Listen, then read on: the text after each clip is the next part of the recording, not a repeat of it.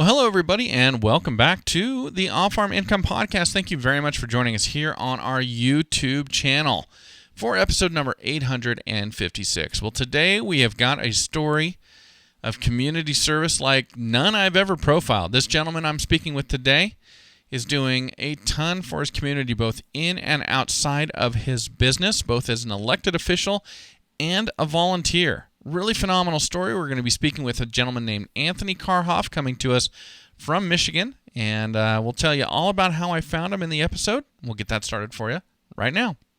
Anthony, welcome to the show. Thank you so much for joining me today. Thank you. Hey, you bet. So as I was saying in the introduction, I was very thrilled to see, I think, a post on Facebook where you and your business, you guys were offering to help out FFA and 4-H students who lost their ability to sell their projects this year because of COVID-19. That is true.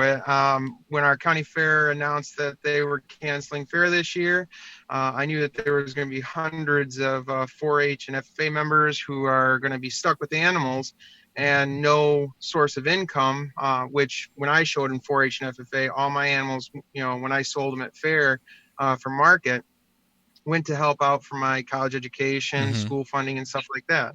So I'm like, I'm a new business, and I know how important financial funds are to kids growing up. So well, it was that post that I somehow came across that kind of led me to your business, which is Rescue Me Lawncare, correct? Correct.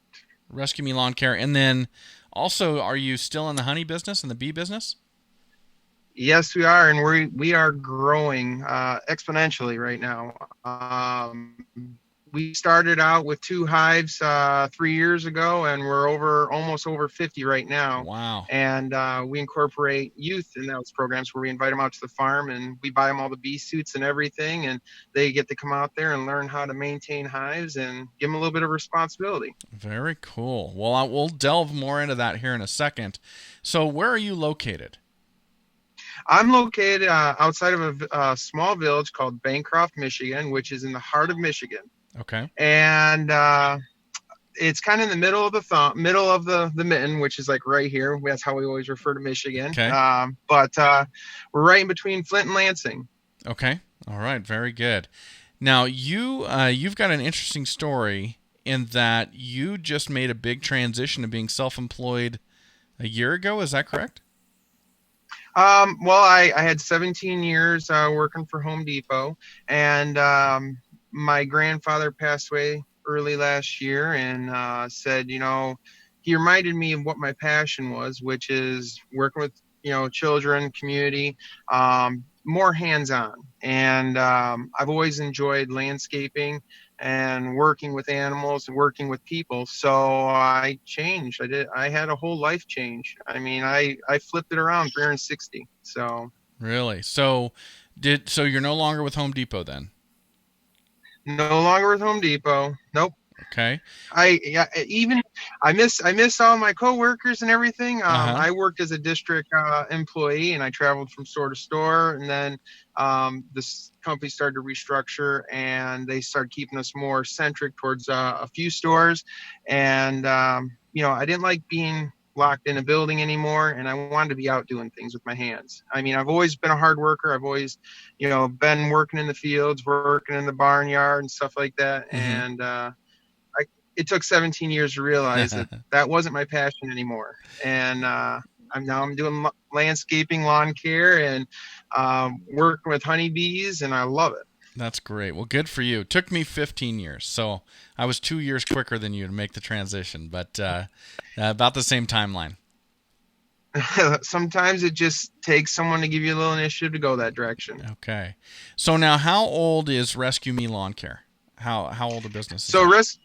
1 year old. 1 year old. It is okay. 1 year old. The honeybee, our honeybee operation and public education has been going since 2016 is when we started it, but 2017 is when we initially got our first hives and started doing rescues all over the state of Michigan. Okay. So your living today, is it coming 100% from being self-employed? No, it isn't. My main job is working for a local hospital, and the lawn care service is something that we are doing as a family on the side Okay. to just kind of get our feet wet and become our own entrepreneurs. And I'm hoping within the next year or two that we can go full time and just do that and be self sufficient. I mean, it takes time to develop a Mm-hmm. business plan, objectives, and overall a positive income both for yourself and the community you work for. So. Yeah, very cool. So you're in that, I guess you're in that transitional phase that we talk about on this show quite a bit, where you're building the Yep. business while still working the other job. Yep. And I tell you what, it Mm-hmm. is dealing with COVID-19 this year. It's kind of a fluctuation of what to do, what not to do, following state protocols and being self-aware of your own safety when out in the public. Yeah. Um, One of the things that I focus on, and actually is I take care of a couple cemeteries, and it really keeps me focused, and determined because I have family members buried at some of these cemeteries, and it takes a lot of pride in that. So. Mm-hmm. Well, it's going to get crazy for you as the business grows and you still have the full-time job before you get to that point where you can finally make the break and go full-time entrepreneur. There's going to be a period of time in there where you are going to just be busier than you've ever been. And yes, I'm starting to realize that, and the really exciting part of everything is even though we're already halfway through this season, we're looking at 2021 as doubling our services Mm. of what we're going to offer, and get more into other avenues of landscaping, which I have the passion for, and so is my family. So it's turning out to be a family business, but we're also looking at hiring,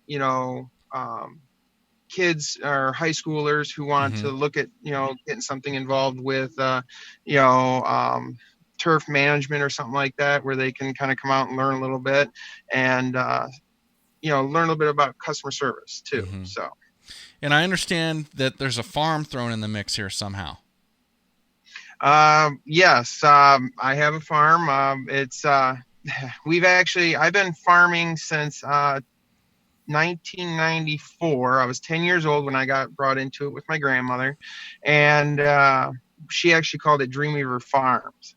And I want to say 12 years ago, she decided to move out of the area and left me with the farm. And I took it over and I continued to raise Simmental cattle, emus, ducks, chickens, geese, everything I showed when I was in 4-H and FFA. Uh-huh. And I've always continued to have animals, and now I'm back into rabbits, getting back into pigeons.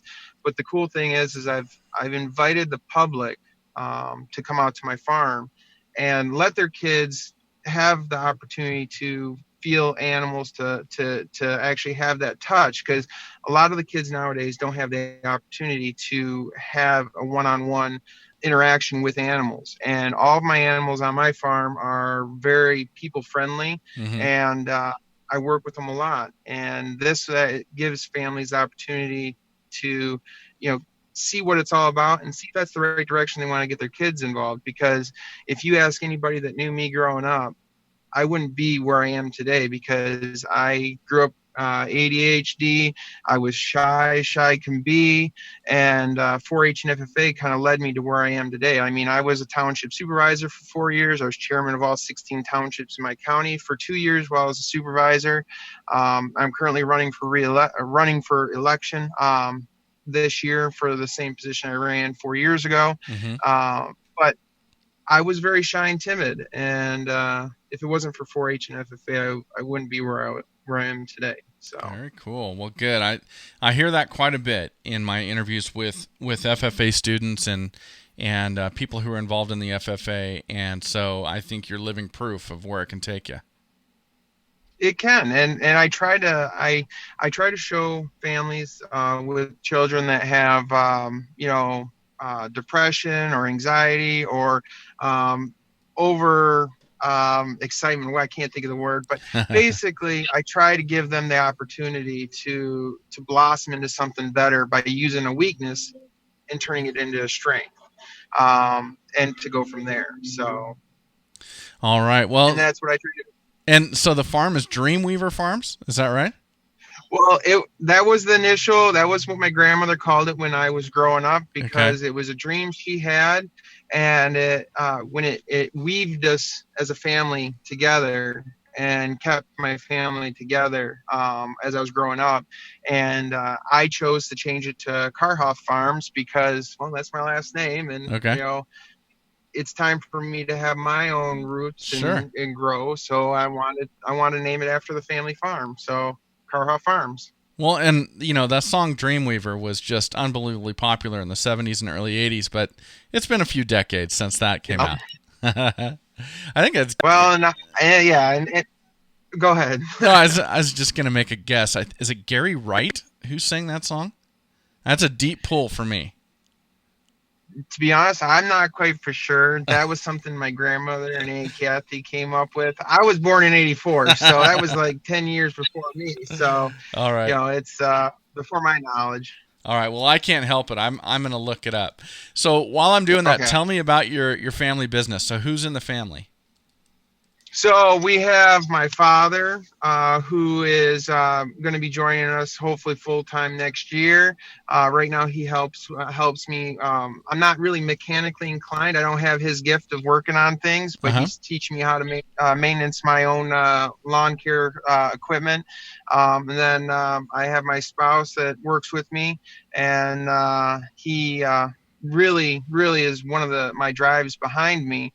And he is actually his name's Ty Karhoff. He's from Iowa, and he is really kind of the initiative to drive everything forward, because we want to be the first in our state to actually have an apiary building that community people can come to learn about honeybees, can come and learn how to show rabbits and stuff like that, Mm-hmm. where they can come work with family members one-on-one. So coming from Iowa, where they raise a lot of pigs and cattle and horses out there, it was amazing to see the kind of operations they have out there. But in the same token, I wanted to bring some of what I learned out there here. And we're hopefully by this fall going to break ground on an ag building that can house an educational like classroom for working with honeybees, for working with rabbits and chickens and stuff like that. And it be an environment for people to come out and just relax and spend time with family. That's great. Well, that is great. All right. Well, it was Gary Wright. So the ticker's still working pretty good up there. That's good. Okay. So tell me about what you guys are doing to support 4-H and FFA students because of COVID. You're offering to buy projects, or what was it you were doing? So typically what would happen is the kids would go to the fair and they'd have an auction to sell their market animals. And I basically threw it out there both in both our local Independent and Argus press papers as a letter to the editor, asking students and 4-H members to send me a letter like they would, a buyer's letter saying, hey, I have an animal. This is what's been going on. I've been raising it like this. This is part of our family. And then they'd come to fair, show it, get a prize, however they, place them. And then they'd go through an auction and they'd be sold. And then that money would go to that kid. Right. So I basically put it out there, send me a letter. We will do our best. If the county fair doesn't have an auction or doesn't have anything like that, I will do my best to give them what I was given when I was a kid, because I think I got like $1.75 a pound for pigs, and chickens and turkeys were up there because they're less. It was almost like $19 a pound. But I just want to make sure that the kids don't lose interest in this, because we all have to, they have to see something for all their hard work. And yes, they can see an animal grow and develop and everything else, but this is a way to show them an initiative to keep moving forward and don't give up. So. Yeah. Very cool. So have you had takers on this so far? Yes, I have had probably about a dozen already in the last 2 weeks. I've had a lot of one-on-one conversations with kids that have stopped me. And we're currently waiting to find out exactly what our county fair is doing. They're trying to do a internet auction Mm-hmm. for the animals now. They're trying to think outside the box to be more creative. And I don't know exactly what all is going to happen, but I got kids' names, and if their animals are entered into that, I'm going to do my best to bid on them. If not, if they're not in there and they weren't able to get their animals in there, Mm-hmm. then I'm going to call them up and say, I'd like to purchase your animals. And it's not just that I'm going to purchase to eat them or anything. I'm going to purchase them and probably donate them to local food pantries in our area that helped friends and family out who were in need back when I was growing up. So we have the Loaves and Fishes, we have the Salvation Army, Mm-hmm. other organizations in the area that really could use that information. Okay. Now, I need to connect you. Let me find this really quick. I need to connect you with Ag Community Relief. Are you familiar with that organization?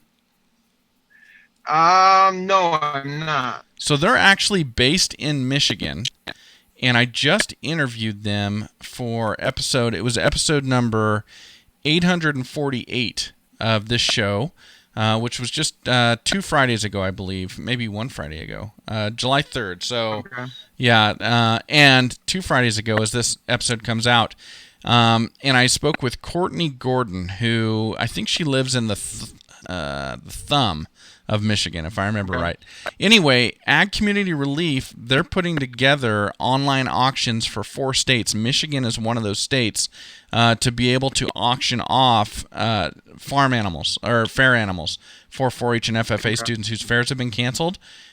So if the fair people in your local community aren't familiar with what they're doing, they've actually got this set up with an online auction house and everything already. I bet they could just plug in. Okay. So that would be a good one to hook up with. Yeah, it would be. And I'm actually one of my firefighters on my department, because I'm also a captain with my fire department. He sits on the county fair board, and I'm going to probably reach out to him a little bit more and find out what's going on. And I'll probably refer to what you just talked about for the ag community relations. So that might be something to give them, or they're maybe already working with her. I don't know. Okay. So, well, I'll make sure when we're done with the interview, I'll email you with that so you can get that connection made. So at least it's another outlet to help the students. So very cool. Well, man, I appreciate that. Yeah, you are all over the place. You are a community supporter, no question about it. Oh yeah, that is. I literally, I do what I can, because I really believe in community service, and it's not just being there for the few, it's being there for the many. And we're not, no one's perfect. I'm not perfect. My family's not perfect. My neighbors aren't perfect. We just got to be there for each other, and we got to stick together. This is some hard times, and we've got to try to stay positive. Well, man, but I really appreciate what you're saying and what you're doing. But even obviously prior to COVID, you're a supervisor in your county, volunteer firefighter. You're doing all this stuff to teach people about bees and about agriculture. I mean, obviously you've got a heart for teaching people and giving back.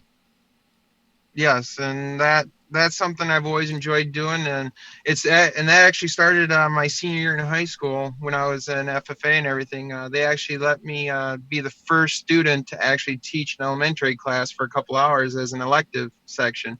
So that's where it really kind of drove it. I wanted to be an ag teacher growing up. Started to go to school for it and everything, and then I got involved with the fire service, and that actually really showed me that there was a need for volunteer firefighters and community leaders. So then I changed my education to fire science and went that direction instead. So, but I still have the passion. I would love to become an ag teacher, eventually. But right now there's a need for emergency service personnel in our state. Yeah. So. Okay. Well, so tell me about kicking this business off. Has it been a difficult or real steep learning curve for you to start your own business? It was a learning curve. I originally was only going to work with cemeteries, and it was a learning curve because I had to learn how to do the bidding process to go out and look at these cemeteries and come up with a plan of how much time, what's it going to cost to do this. Look at previous expenditures, and then what type of equipment do I need, what type of insurance do I need, what licenses do I need, stuff like that. And it's still a learning process. I'm learning that I'm gonna, as I expand, I'm gonna have to get more different types of insurance for different things that we do. So okay. And equipment wise. And so you said you started off, you were going to focus just on cemeteries, but that's expanded? It has expanded. We COVID-19, unfortunately, it opened the door in a positive way for me, but at the same token, I lost a great friend who had passed away from COVID-19, who was doing lawn care service, and that's what he did for his livelihood. And his wife had contacted me about the all of his clients and stuff, and because he had passed away because of COVID-19. And I said, well, I'll do what I can. And I called as many people as I possibly could, and it became emotionally, mentally stressing because a lot of his customers didn't know he had passed away from COVID-19. And I got to a certain point and I said I couldn't call no one else, and I only probably did 20 clients that he had on the first couple pages, and I couldn't call no more because it was so stressful and straining trying to explain to everybody what had happened. So so we expanded. We're doing some residentials, and then of course by word of mouth, and of course our logo on our trailer is a honey bear, a big old grizzly bear on a lawnmower rolling through the honey patch, mowing grass. Everybody sees that, and then my phone number, and they give me a call and they say, hey, can you mow our lawns? And and I'll send my dad out there, or someone else out there, or I'll go out there and I'll look and say, yep, we can do this. It's no problem. And, so it's grew a little bit this year. And if it continues the way it is, we'll probably double in size next year. So that's great. And so, I mean, you've got another full-time job, but we're talking on a Thursday midday for you. So does your other job have non-traditional hours, or how do you work around that? So I'm a third shifter, so I work nights. Okay. So that's the other bonus for working nights, and then just going from there and everything, and it really helps me out. I'm a night shifter. I really am. I'm up all night, and I only sleep for probably 4 hours a day. So if I get home at 6 a.m, I sleep till 10, and I'm on the road by 10:30. So wow. Do that for a couple hours a day, and it keeps me busy. Well, I've worked a lot of overnight shifts, and about 4 a.m, it starts to hurt. But I the best sleep of my life is after a night shift. But I get more than 4 hours. I definitely would get my 8 in. So I don't know. Well, on the weekends, I try to sleep a little extra, but part of one of my, I guess, disabilities ever since I was a kid is I've always got to be on the go. My mind is racing 1,000,000 miles an hour, and if I'm not focused on something, I just can't sleep. I get restless and everything. So I'm always on the move. If I'm not out doing something with the community or the fire department, I'm at home working on building bee boxes or going through honey hives and doing colony assessments, or I have kids coming out to the farm and they're working with my animals, and they're seeing how it is to own animals and what the responsibilities are, because I talk to them about it. And we have kids coming out tomorrow. We have a family of 5 coming out tomorrow to the farm to go through everything. So very cool. Well, that sounds exciting. It sounds like you've kind of found your wheelhouse right there. It's definitely a passion. I tell you what, I enjoy it. Very cool. Well, so where do you want to take your entrepreneurial ventures? I mean, have you always been an entrepreneur at heart, or is this something that you had to you had to kind of convince yourself to do so you could get outside and get outside of that building? Well, I've always been an entrepreneur. I actually had a chicken business growing up as a kid. I was big into raising breeding chickens, show chickens, and meat chickens, market chickens, and stuff like that.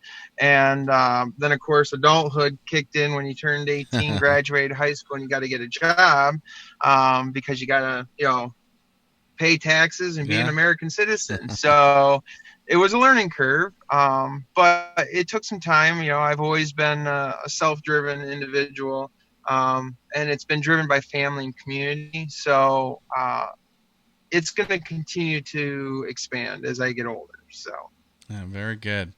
Well, I was thrilled to find that article. I think it was a news article I had found, and when I saw that, and I saw that you had your own business, and that's who I interview on the show, is small agricultural business owners, I thought, I want to have you on. I want to profile the nice things you're doing for the 4-H and the FFA students, and at the same time talk about your business and help to profile that.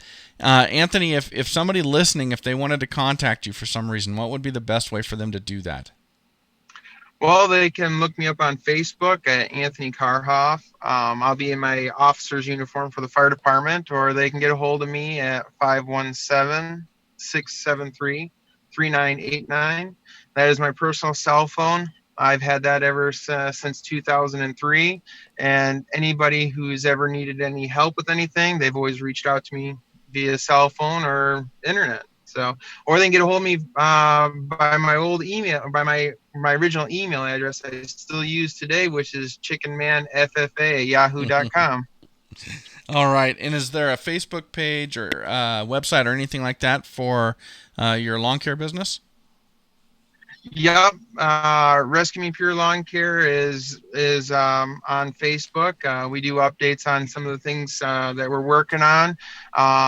We just highlighted we have a local brick company that is recycling bricks that they can't sell. So they have a company crushing them down, making new driveway covers with it. And I actually did 120 tons on my driveway to highlight, repurposing bricks from our local brick plant.